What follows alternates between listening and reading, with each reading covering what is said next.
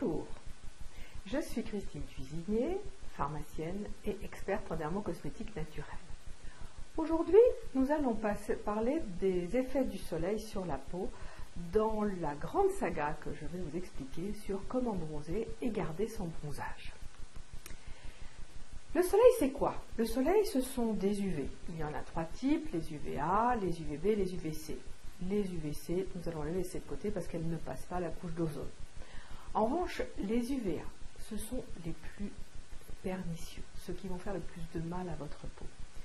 En effet, parce qu'ils traversent les nuages, ils sont très pénétrants, ils passent à travers les vitres, ils pénètrent dans l'eau, jusqu'à 60 cm par rapport à la surface de l'eau. Ils s'attaquent aux fibres de la peau, les fibres de collagène et les fibres d'élastine. Les UVB, alors eux, ils sont moins pénétrants, mais en revanche, ils sont brûlants. C'est-à-dire que c'est eux qui vont être à l'origine des coups de soleil, des fameux érythèmes dont on parle, qui sont le rougissement de la peau. Et ceci, il y a en plus un effet à retardement. Comme vous pouvez le voir sur la diapo ci-contre, vous avez une peau magnifique avant, après une exposition au soleil, et souvent un coup de soleil, vous pouvez avoir la tache brune. La tache brune, c'est ce que l'on voit, qui est vraiment ancré profondément dans l'épiderme. On a également la démolition des fibres d'élastine et de collagène qui assure la souplesse et donc le côté élastique de la peau. Et comme elles sont détruites, eh bien, le derme va s'affaisser. Comme ça s'affaisse, on va trouver des rides, ce sont les fameux sillons que l'on a sur la peau. Alors, les effets du soleil, ils sont de l'ordre de 7. Il y a le bronzage, le coup de soleil, les taches brunes, le vieillissement cutané, l'épaississement de la couche cornée, l'acné rebond et un énorme bienfait qui est la synthèse de la vitamine D. Nous allons revoir cela tout à l'heure. Alors le premier effet du soleil, c'est le bronzage. Alors le bronzage, c'est quoi? C'est un système de protection naturelle. Ce sont les mélanocytes qui sont à l'intérieur de notre couche cornée qui vont produire la mélanine. Vous avez plus ou moins de mélanocytes selon le phototype auquel vous appartenez. Et cette mélanine va être stimulée par les rayons ultraviolets A et les rayons ultraviolets B. Ça va s'installer progressivement. En général, ça prend 2 à 3 jours pour que la mélanine soit stimulée et apparaisse sur votre couche cornée. Sachez quand même que pour les cabines UV, ce ne sont pas les mêmes UV a priori et ne donnent pas automatiquement autant de mélanine protectrice. Alors, le deuxième effet, c'est le coup de soleil. Le coup de soleil, c'est quoi? C'est une brûlure du premier ou du deuxième degré. Ça se passe comment? C'est une inflammation avec une dilatation des vaisseaux sanguins. Là, ça apparaît en général vers 2 à 6 heures après l'exposition au soleil. Et souvent, ça peut continuer pendant 12 à 24 heures. Alors, c'est quoi? Eh bien, on constate des rougeurs, on constate de la douleur, on constate malgré tout de temps en temps un œdème. Les effets du soleil sur la peau, c'est aussi les taches brunes. Alors les taches brunes, comme on a vu tout à l'heure sur le schéma, à vrai dire, c'est une hyperpigmentation. C'est nos mélanocytes qui veulent absolument protéger notre peau contre justement ces effets du soleil et qui vont surproduire de la mélanine. Alors on aura des parties du corps, bien sûr, qui vont être les plus exposées, qui vont avoir le plus de ces fameuses taches brunes. C'est le visage, le décolleté, les bras, les mains, et malheureusement, elles sont difficiles à faire partir. Un autre effet du soleil, c'est le vieillissement cutané.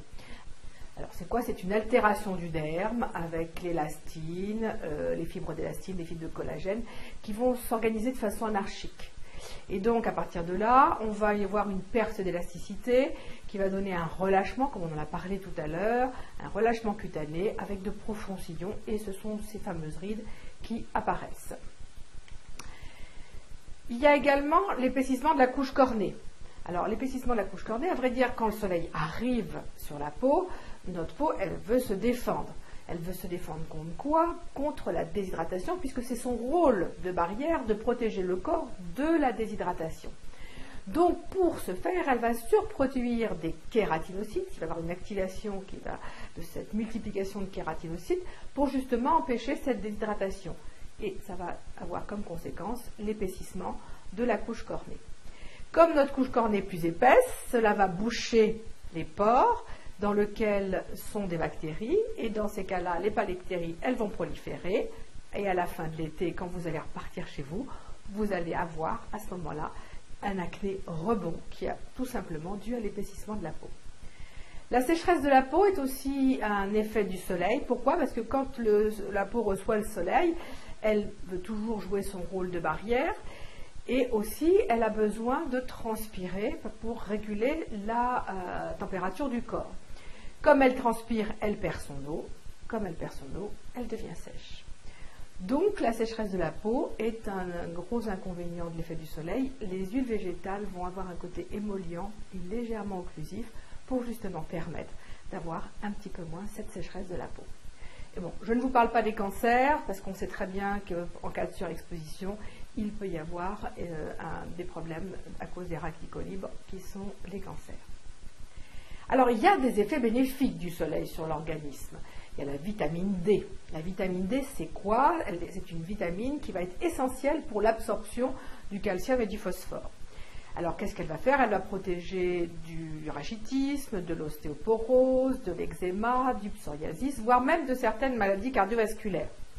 Et puis, il y a un bienfait qui n'est pas toujours connu, qui est le bienfait psychologique, psychique sur le moral.